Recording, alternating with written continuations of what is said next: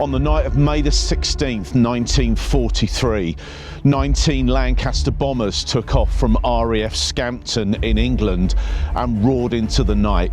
Their mission was to attack the great dams of Germany's Ruhr Valley. Together they were holding back billions of gallons of water, vital to the production of hydroelectric power that turned the cogs of the Axis war machine.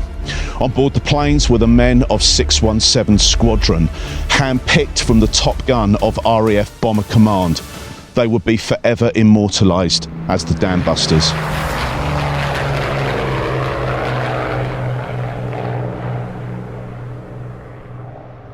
Operation Chastise was the culmination of years of work by Barnes Wallis, a man who never fired a shot in battle, but arguably played a crucial role in shortening the Second World War.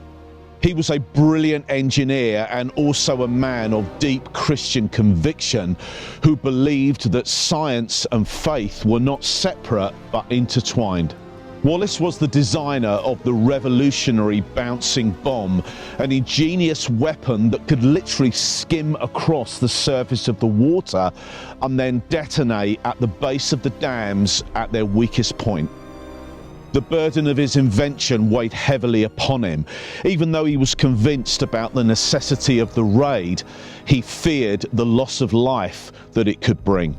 Not just for the men of Bomber Command, but for the civilians on the ground, of course, who would be caught up in the apocalyptical floods as the dams were broken. If I had known that that was going to be the result, I don't think I would ever have started it. The operation was shrouded in secrecy. Even the crews were told nothing about why they were being asked to fly day and night 60 feet above the water here at the Derwent Reservoir in the north of England. Rumours circulated that they were destined to attack the formidable German battleship Tirpitz. Others had different ideas, but they all agreed on one thing. Operation Chastise would be one of those missions where aircrew were given medals, but far too often they were handed to their relatives.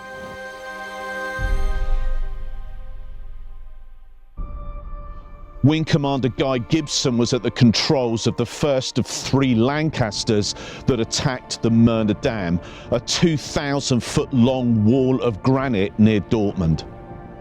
Experienced pilots Mickey Martin and John Hopgood flanked Gibson at 200 miles an hour in a tight formation. The mighty Möhne was breached after several direct hits, but Hopgood's plane was ripped apart by anti-aircraft fire. He told one of the other pilots back in England that he didn't believe that he was going to make it home, a premonition that was tragically and violently fulfilled. 24-year-old Guy Gibson had lost many close friends in action, but Hopgood's death would hit him very hard. 60 miles southeast of the Möhne stood the imposing Eder Dam, the second target for the first wave. Henry Maudsley led the way in, but was killed along with his crew. The Eder was later destroyed by the bouncing bomb dropped from the plane flown by pilot officer Les Knight, who, like Barnes Wallis, was a deeply spiritual man caught up in the brutality of war.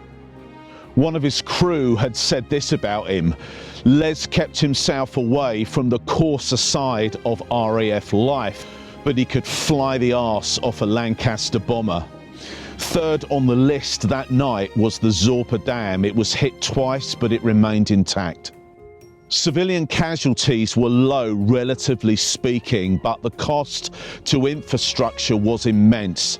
Every bridge within 30 miles of the Möhne and Eder dams was swept away. Vital transport links were severed, and factories and power stations of the industrial Ruhr Valley were flooded. Minister of War Production Albert Speer relocated a workforce of tens of thousands from the Atlantic Wall construction sites in northern France to handle the gargantuan rebuild. 1 year later, the D-Day landings would benefit greatly from the incomplete defences along the Normandy beaches. Of all the men who took part in Operation Chastise, 22-year-old Les Knight, who dropped the bouncing bomb that destroyed the Eder Dam, and 52-year-old Barnes Wallis, who designed the weapon, are two that I think about quite a lot. Christians are supposed to be all about peace, aren't they? So why did they both volunteer? Maybe these words from the brilliant scientist go some way to explain the dreadful dilemma. The greatest war crime, Wallis said, would be to allow this war to continue any longer than is absolutely necessary. We all know that life is not in straight lines, but full of complex moral choices. Those two men of faith certainly had their fair share to face that night. When Barnes Wallis was told of the loss of life, he was inconsolable. The grief would stay with him for the rest of his life. Miserable. Despite the fact that you believed that it would shorten the war and save other people's lives? Maybe, but you see, I knew these men. They were personal, if not friends, acquaintances. I'd messed with them, lived with them, seen them carrying out all these experiments, got to know each of them. Les Knight was decorated for his part in Operation Chastise, but like so many of the men who flew with the Dambusters, he never survived the final 2 years of war in Europe. Within weeks, he was back in the pilot seat of a 617 Lancaster to attack the Dortmund-Ems Canal. It was a disaster. Over half of the bombers and their crews failed to return. His was among them. Flying home over occupied Holland, his plane struck the treetops and all 4 of its Merlin engines burst into flames. He is buried in the Dutch village where he came down in a deadly fireball. During a private memorial service, his wireless operator delivered this gut-wrenching eulogy. Les kept that stricken aircraft flying straight and level, allowing us, his crew, to parachute out. But in doing so, he gave his life for us. Wing Commander Guy Gibson was awarded the Victoria Cross by King George VI for his leadership and bravery in the planning and execution of the mission. He was killed in action in 1944. As dawn broke, the blackened wrecks of Lancaster bombers littered the countryside across occupied Europe. Only 11 of the 19 that had taken off returned to RAF Scampton. And I remember Mickey saying to me, as I was going up to bed after having been up 2 days and 2 nights running, saying to me that if they had known that they would not come back, they would all have gone just the same. 53 aircrew, many barely out of their teens, had lost their lives. And in Germany, around 1,500 people had been killed. Half of them were prisoners of war or forced labourers from occupied nations. Operation Chastise is rightly remembered for the immeasurable contribution from the individuals that took part, including a scientist who struggled with the burden of his invention and a pilot who would later give his life so that others could live. Pilot officer Les Knight would have been very familiar with these famous words from the Bible.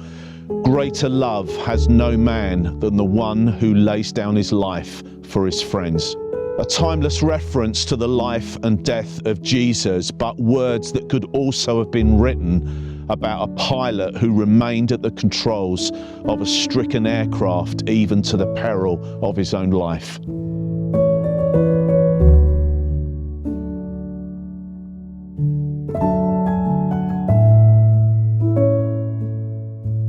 So thanks a lot for watching that video today. Really appreciate that. If you want to hear more from me and you're not already subscribed here on the channel, maybe think about doing that. That would be good as well. And I will see you next time. God bless.